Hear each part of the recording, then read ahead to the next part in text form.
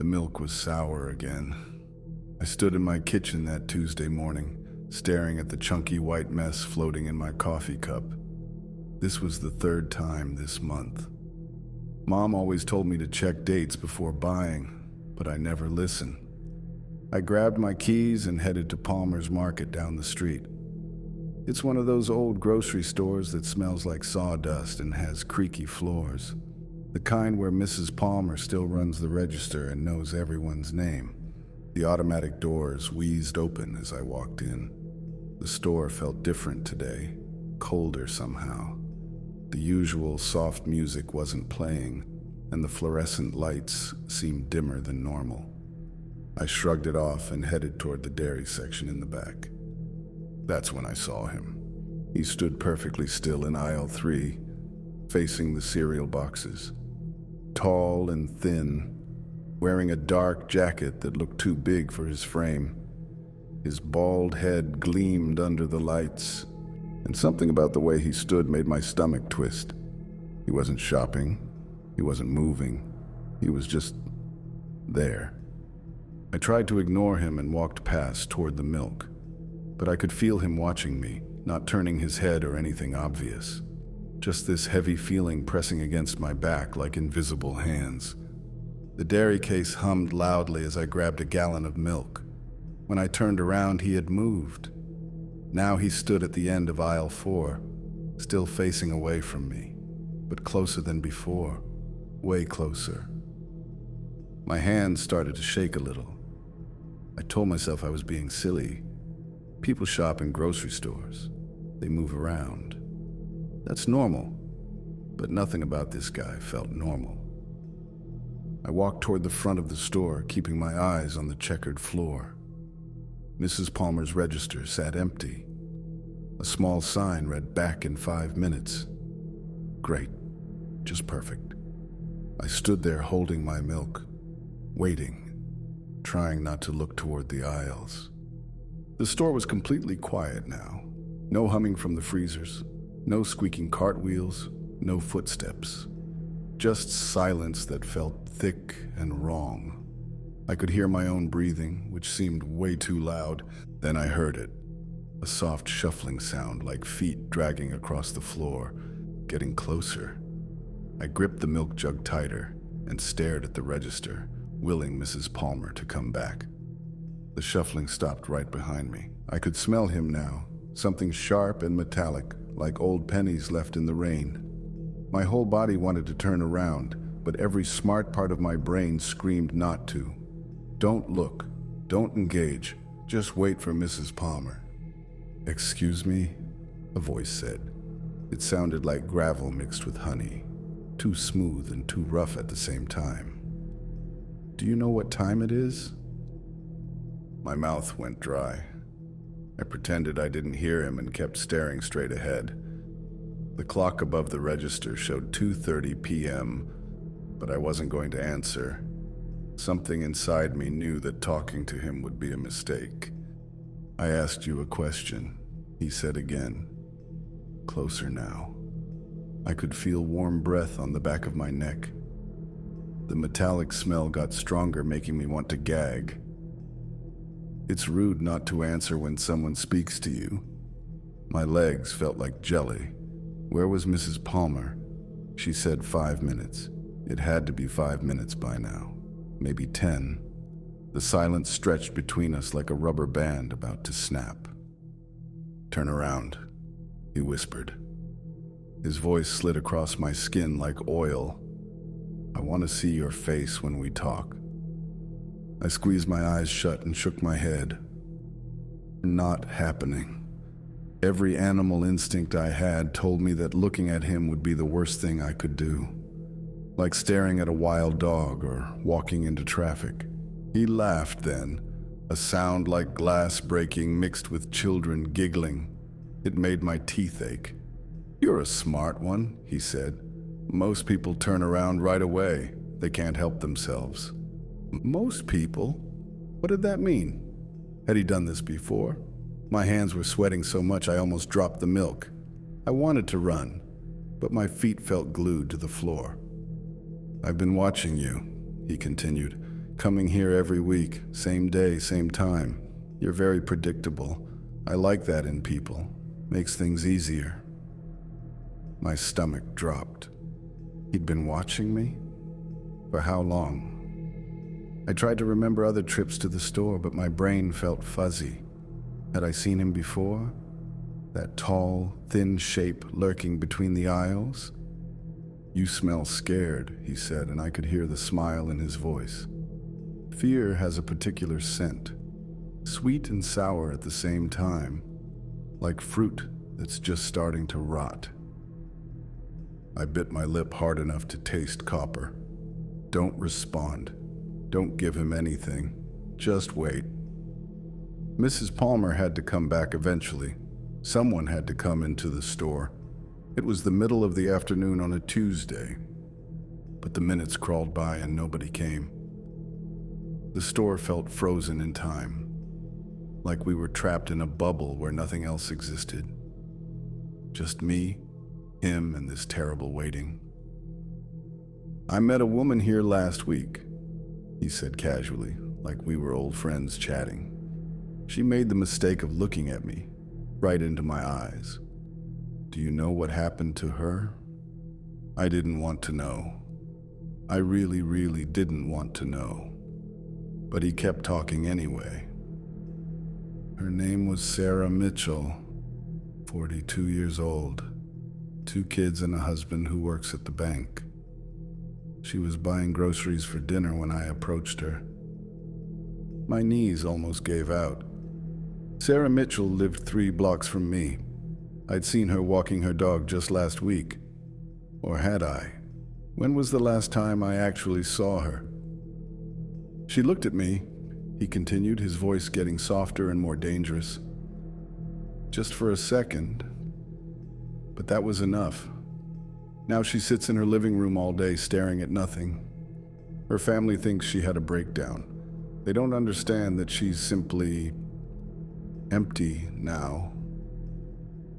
The milk jug slipped from my hands and hit the floor with a wet thud.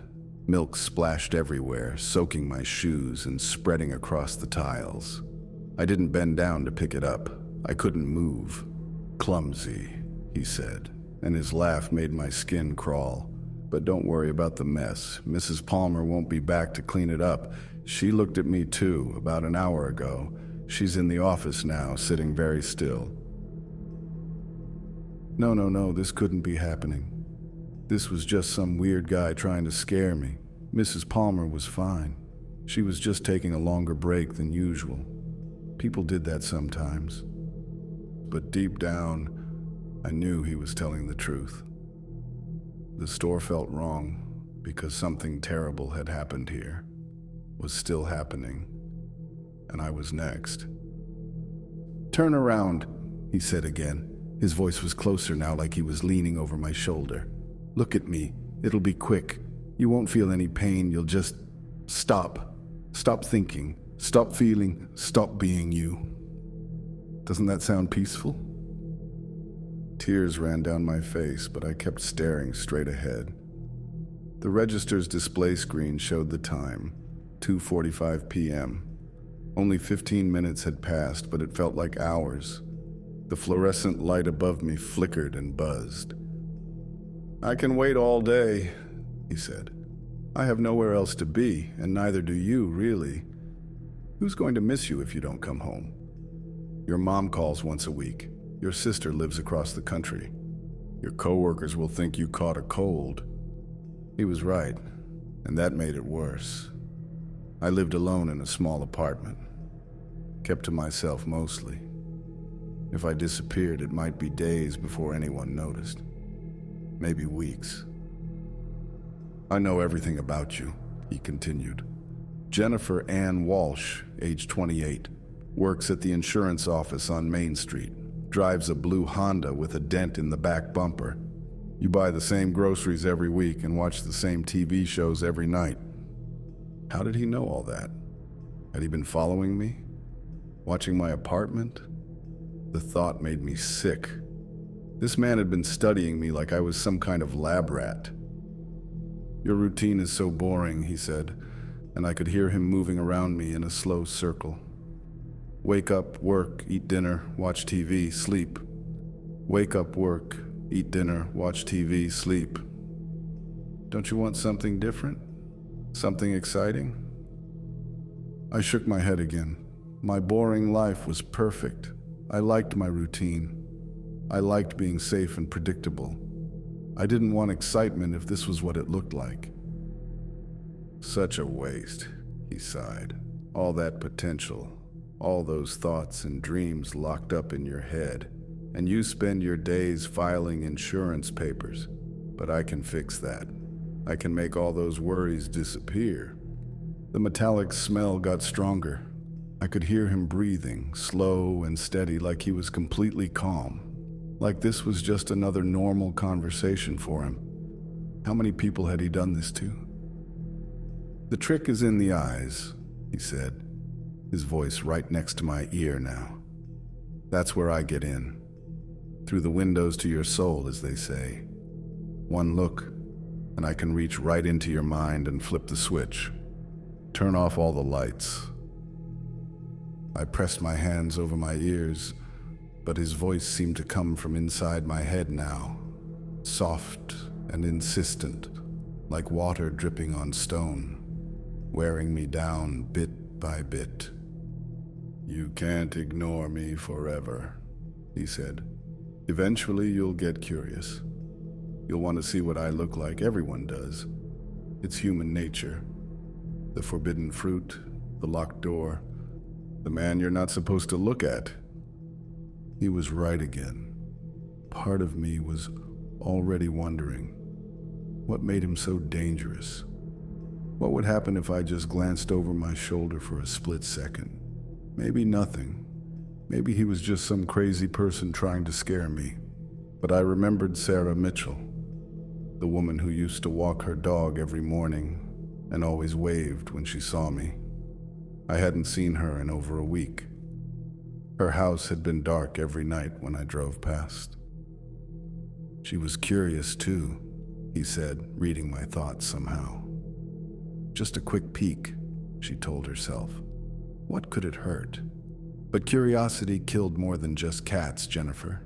Curiosity killed Sarah and Mrs. Palmer and 12 others before them. 12 others. Oh God, how long had he been doing this? How many people in town were sitting in their houses right now, empty and broken? How many families thought their loved ones had just snapped under stress? The police think it's some kind of epidemic, he said with another one of those glass-breaking laughs. Mass hysteria, they call it. Too much pressure in modern life. They have no idea that all these people have one thing in common. They all met me. I wanted to scream, but my throat felt closed up tight. This was a nightmare. Had to be. Any second now, I'd wake up in my bed and laugh about the crazy dream I'd had. Then I'd go to Palmer's Market and buy milk, and Mrs. Palmer would ring me up with her usual smile. It's not a dream, he said. I know you're hoping it is, but dreams don't smell like spilled milk and fear. Dreams don't make your legs shake like that. This is very real, Jennifer. As real as the choice you have to make. What choice? I wasn't choosing anything. I was just standing here, waiting for this to end somehow. Waiting for someone to save me, or for him to get bored and leave. The choice is simple, he said. You can look at me now and it'll be over quickly. Or you can keep standing there and I'll wait. I'll follow you home. I'll be outside your apartment tonight, tapping on your windows. I'll be at your office tomorrow, sitting in the parking lot. I'll be everywhere you go until you can't take it anymore. My whole body was shaking now. I couldn't live like that, knowing he was out there watching and waiting, never feeling safe again, never sleeping peacefully, always looking over my shoulder. One quick look, he whispered. Just turn around and see my face. Then all your worries will disappear. No more loneliness, no more boring days, no more fear. I promise it won't hurt. The temptation was getting stronger. Maybe it would be better than living in terror. Maybe being empty was better than being scared all the time. At least Sarah Mitchell looked peaceful when I drove past her house. But something inside me rebelled against that thought. I didn't want to be empty. I liked feeling things, even when they hurt. I liked my boring life and my quiet apartment and my routine job. It was mine, and I wasn't ready to give it up. "Stubborn," he said, but he didn't sound angry. He sounded, impressed. "Most people break by now, but you're different, stronger. That makes this more interesting." I didn't want to be interesting. I wanted to be invisible. I wanted to rewind this whole day and stay home with my sour milk and bitter coffee. Anything was better than this. The store's front door chimed and I almost cried with relief. Someone else was here. Another customer, or maybe Mrs. Palmer, coming back from wherever she'd gone. I wasn't alone anymore. "Hello?" a voice called out. A woman's voice, bright and cheerful. "Mrs. Palmer, are you here? I need to pick up my prescription." It was Linda Rodriguez from down the street. She worked as a nurse at the hospital and always had a kind word for everyone. I wanted to shout a warning, but my voice still wouldn't work. "Well, hello there," the man said, and I could hear him turning away from me. "Another visitor. How delightful." I couldn't let him do this to Linda, too. She had 3 kids and a husband who adored her. She volunteered at the animal shelter on weekends and brought soup to sick neighbors. She didn't deserve whatever this monster did to people. I heard Linda's footsteps approaching. She was walking right toward us, probably wondering about the spilled milk and why I was standing so still. In a few seconds, she'd see him. She'd look into his eyes and then she'd be gone too. "Jennifer," Linda called out. "Are you okay? What happened here?" I had to do something. I couldn't save Mrs. Palmer or Sarah Mitchell, but maybe I could save Linda. Maybe I could warn her somehow without looking at him myself. "Don't look at him," I said, my voice coming out as a croak. "Don't look at the man behind me, just run." Linda stopped walking. "What man?" "Jennifer, what's going on?" I could hear him chuckling. "She's being silly," he said in that honey gravel voice. "We're just having a conversation. Aren't we, Jennifer?" "Please," I begged Linda. "Just trust me. Don't look at him. Call the police. Get out of here." There was a long pause. I could picture Linda standing there, trying to decide if I was crazy or if something was really wrong. She was smart. She'd been a nurse for 15 years and had good instincts about people. "Okay," she said finally. "I'm going to back away slowly. Jennifer, can you come with me?" "She can't," the man said. "We're not finished yet, but you're welcome to join us. I have plenty of time for both of you." I heard Linda's sharp intake of breath. Now she understood. Something was very wrong here, and she needed to get help. Her footsteps moved backward toward the front door. "Don't leave me," I whispered, but I knew she had to. It was the smart thing to do, the safe thing. She could call for help, and maybe the police could figure out how to stop him. "I'll be right back," Linda promised. "Just hold on, okay? Don't do anything he says." The front door chimed again as she left. I was alone with him again, but now I had hope. Linda would call 911. The police would come. They had to have some way to deal with this, even if they didn't understand what was really happening. "That was very noble of you," the man said, "trying to save her. But it won't change anything. The police can't help you. They can't even see me unless I want them to." What did that mean? Was he invisible to some people? That didn't make sense, but nothing about this made sense. Maybe that's why nobody had caught him yet. Maybe that's why the police thought it was just mass hysteria. I exist in the spaces between, he said, like he was reading my thoughts again. In the moments when people are distracted or afraid, when their minds are open and unguarded, that's when I slip in. I tried to understand what he was saying, but it hurt my head, like trying to solve a math problem that didn't have an answer. All I knew was that he was dangerous and I couldn't look at him. The police will come, he continued. They'll search the store and find Mrs. Palmer sitting in her office staring at the wall. They'll ask her questions, but she won't answer. She can't answer. There's nobody home behind her eyes anymore. I started crying again. Poor Mrs. Palmer.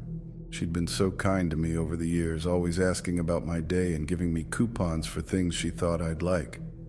Now she was gone, even though her body was still here.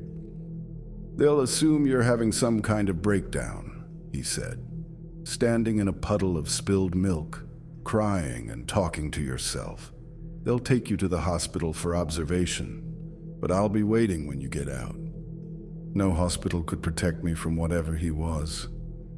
If he could make himself invisible to the police, he could probably get anywhere he wanted. I'd never be safe again. Unless, he said, and I could hear the smile in his voice again. Unless you just turn around right now and end this. One look, and you won't have to worry about anything ever again. The temptation was back, stronger than before. I was so tired of being scared, so tired of standing here, shaking and crying. It would be so easy to just turn around and let it happen. But then I thought about Linda's voice, the way she'd believed me without asking questions, the way she'd promised to come back. People like that were worth fighting for, even if I couldn't win. I heard sirens in the distance getting closer. Linda had called for help just like she promised. Maybe the police couldn't see him, but at least they could get me out of here. They could take me somewhere safe while I figured out what to do next. They're coming, I said, trying to sound braver than I felt. Yes, he agreed, but they won't understand. They'll think you're the problem. They might even lock you up somewhere for your own safety. Is that really better than what I'm offering? Maybe it was. At least in a hospital or a jail cell, I'd still be me. Still have my thoughts and feelings and memories. I'd still be Jennifer Ann Walsh, even if everyone thought I was crazy. The sirens were getting louder, police cars pulling into the parking lot, car doors slamming, voices shouting instructions to each other. Help was here, even if it wasn't the kind of help I really needed. Last chance, the man said. Turn around and look at me, or spend the rest of your life running from something you can't escape. I shook my head one more time. No. He was quiet for a long moment. Then he laughed again, but this time it sounded different. Almost respectful. Remarkable, he said. In 20 years of doing this, you're only the second person who's refused me completely. The first one was a little girl, 6 years old, too young to understand fear the way adults do. A little girl? He'd tried to do this to a child? That made me sick and angry at the same time. What kind of monster preyed on children? She's grown up now, he said. Lives in California, works as a teacher. Has no memory of meeting me because her mind protected itself by forgetting. But you won't forget, Jennifer. You're too old for that kind of mercy. The front door burst open and police officers rushed in. I could hear their boots on the wet floor and their radios crackling with static. Finally, I wasn't alone with him anymore. "Nobody move," an officer shouted. "Hands where I can see them." I slowly raised my hands, still not turning around. "He's behind me," I said.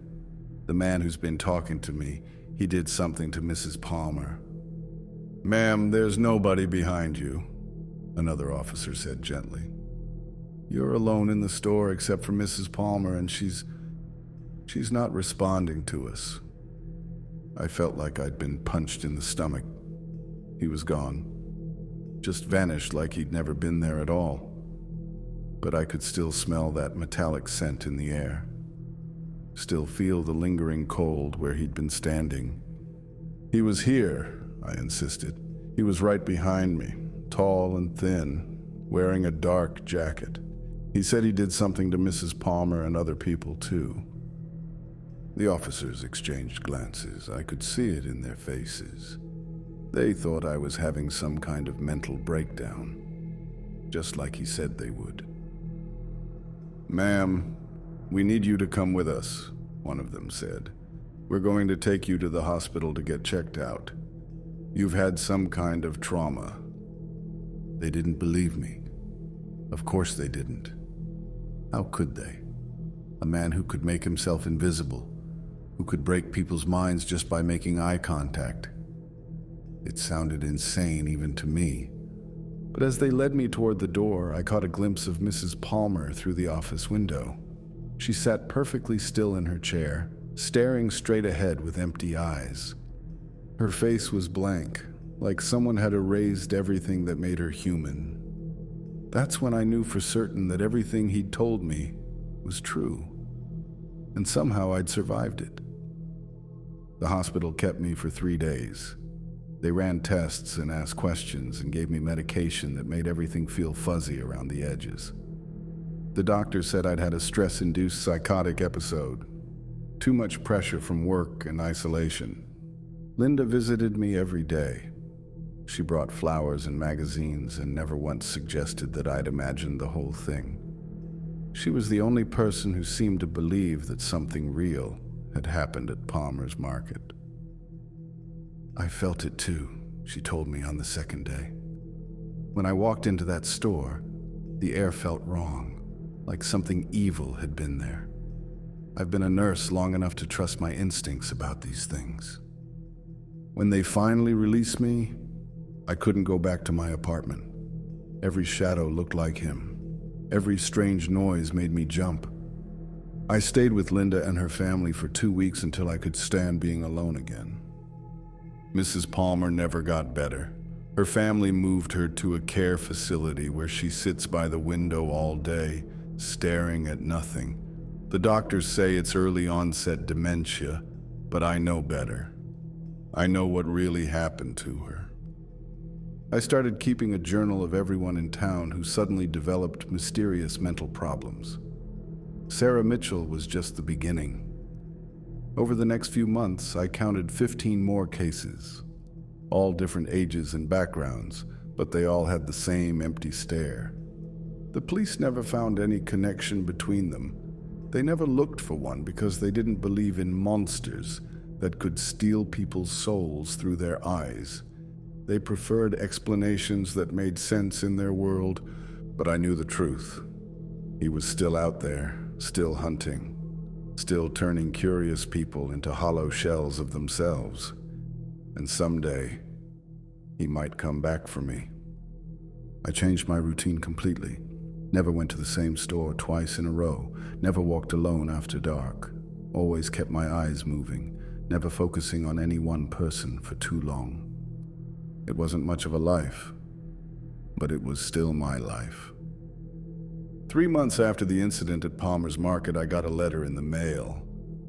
No return address, just my name written in careful handwriting. Inside was a single sheet of paper with a message that made my hands shake.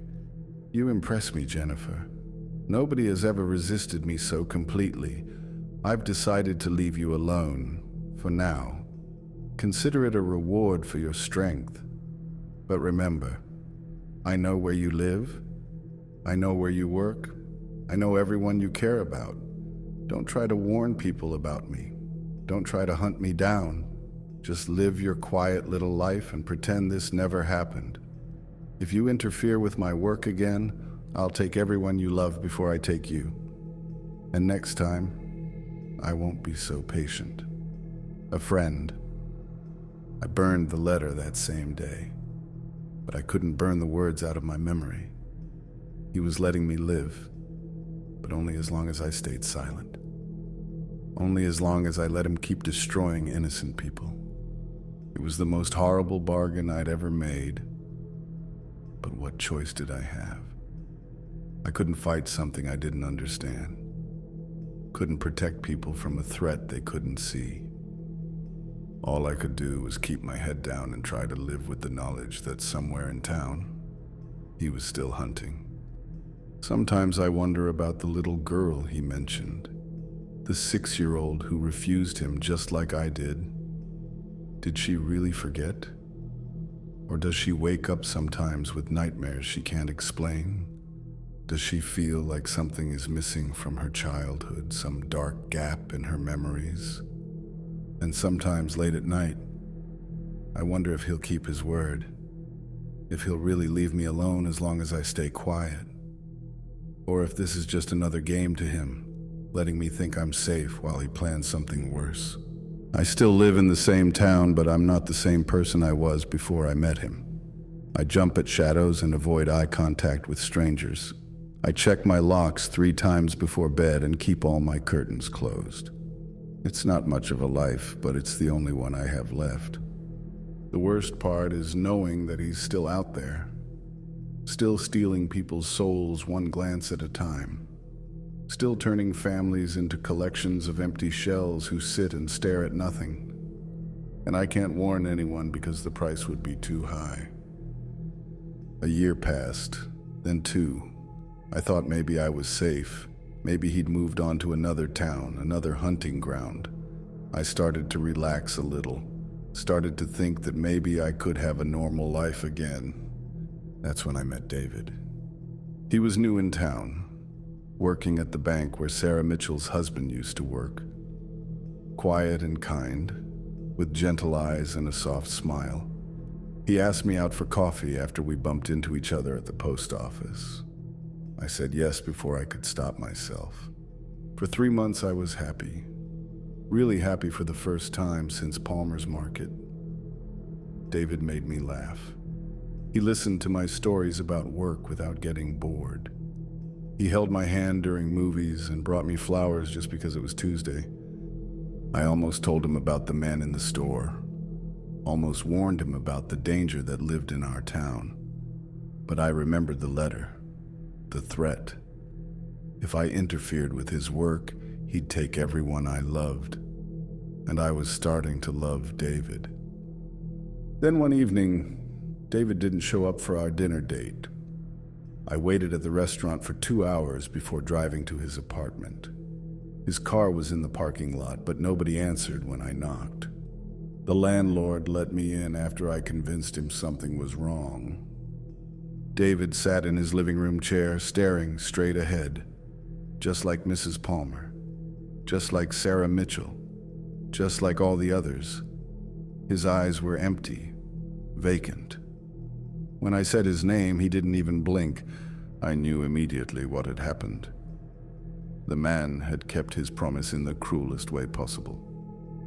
He hadn't taken David from me by killing him. He'd taken David from me by stealing everything that made him David. The body was still there, but the person I loved was gone. That night I found another letter slipped under my door. Did you think I'd forgotten about you? Did you think falling in love would change our arrangement? Love makes you careless, Jennifer. It makes you forget the rules. David was very curious about you. He asked so many questions about your breakdown at the store. He wanted to help you heal from your trauma. Such a caring man. Such a shame he couldn't mind his own business.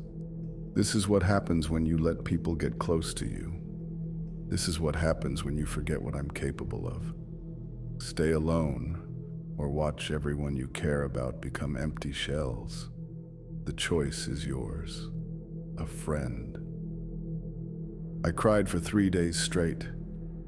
Not just for David, but for the life I'd thought I could have. For the future that had been stolen from both of us. for all the people in town who'd been turned into living ghosts. David's family came to take him away. They put him in the same facility as Mrs. Palmer, where he sits by a different window and stares at different nothing. Sometimes I drive past and see them both through the glass, two broken people who used to be full of life and dreams. The doctors say it's another case of sudden onset catatonia. They're baffled by the growing number of cases in our town. They write papers about it, hold conferences, propose theories, but they never get close to the truth.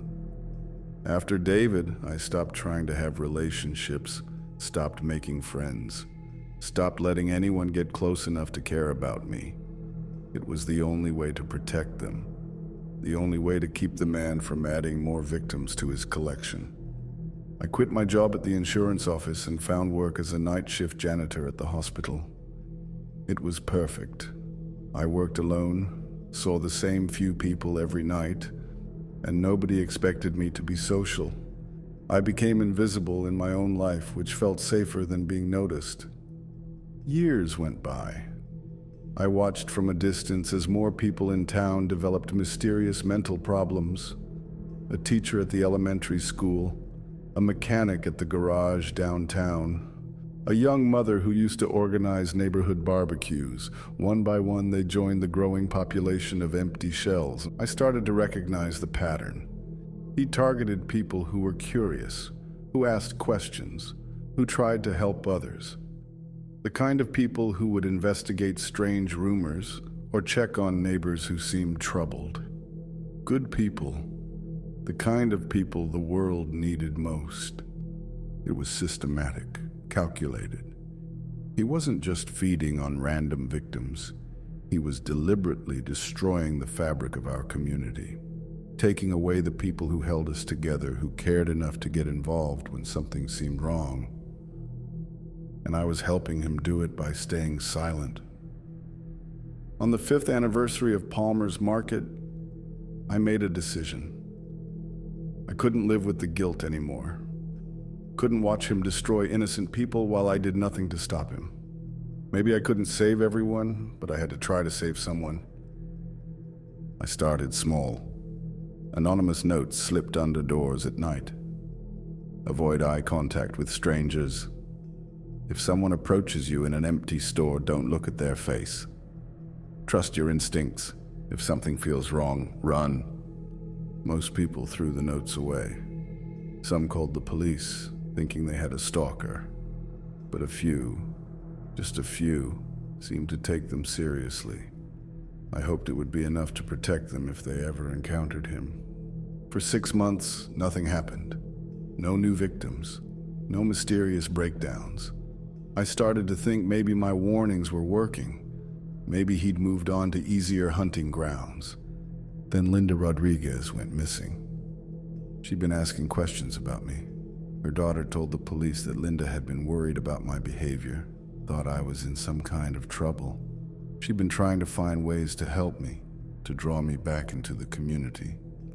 They found her 3 days later, sitting in her car in the hospital parking lot. Engine running, keys in the ignition, staring straight ahead with empty eyes, just like all the others. The letter came that same night. I warned you about interfering. I told you what would happen if you tried to protect people from me. Linda was very concerned about you. She wanted to help you heal, to find you the support you needed. She even tried to research what might have happened to you at Palmer's Market. Such dedication, such loyalty. Too bad it killed her. How many more friends will you sacrifice before you learn to obey? A friend. I destroyed everything that night.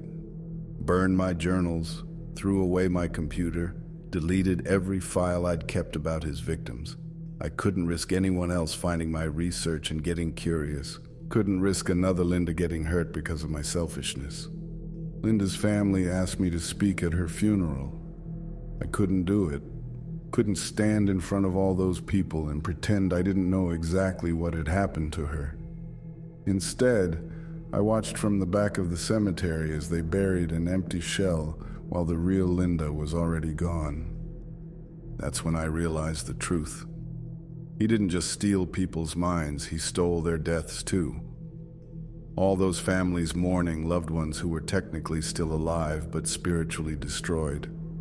They couldn't even grieve properly, because there was always hope that maybe, somehow, their empty relatives might get better. It was the perfect torture, for the victims and for everyone who loved them. I stopped trying to help people after that. Stopped leaving warnings or looking for patterns. I became exactly what he wanted me to be, a silent witness to his destruction. A broken person living in fear, too scared to fight back or even speak out. But late at night, when I couldn't sleep, I thought about the little girl he'd mentioned, the 6-year-old who'd resisted him and somehow escaped with her mind intact. If she was out there somewhere, living a normal life, maybe there was still hope. Maybe someone stronger than me would come along. Someone who could find a way to stop him without losing everyone they cared about. Someone who could break the cycle of fear and silence that kept him safe. Until then, I would keep his secret and live with the guilt. I would watch from the shadows as he continued his work, destroying lives one glance at a time. I would carry the weight of all the people I couldn't save, all the warnings I couldn't give. It's been 10 years now since Palmer's Market. I'm 38 years old, but I feel ancient. I work my night shifts and go home to my empty apartment and count the days until I can finally stop pretending to live. Sometimes I see him around town. Never directly, just glimpses from the corner of my eye. A tall, thin shadow standing at the edge of parking lots. A dark shape moving between buildings. He's still here, still hunting, still collecting empty shells for his invisible museum of broken minds. And I'm still here too, his unwilling accomplice in a conspiracy of silence. The survivor who was too weak to fight back, too scared to resist, too selfish to sacrifice herself for the greater good. The milk had been sour that morning, 10 years ago. Such a small complaint that led to the biggest nightmare of my life. Now I don't drink coffee anymore. Don't buy milk. Don't go to stores if I can help it. I have my groceries delivered and keep my curtains closed and avoid eye contact with everyone I meet. It's not much of a life, but it's the only one I have left. The only one he'll let me keep, as long as I stay quiet and obedient and afraid. Some nights I dream about walking back into Palmer's Market, about turning around and looking him in the eye, ending this game once and for all. In those dreams I'm brave. In those dreams I choose to fight rather than hide. But when I wake up, I'm still the same scared woman who spilled milk on a grocery store floor and made a bargain with a monster. Still the coward who chose her own safety over everyone else's lives. And he's still out there, waiting for the next curious person to wander into his trap, still stealing souls and destroying families and turning our town into a collection of empty houses filled with empty people. All because someone needed milk and made the mistake of shopping at the wrong store on the wrong day. Don't let it be you. Don't let curiosity win. Don't look him in the eye, because once you do, you'll never look at anything else again.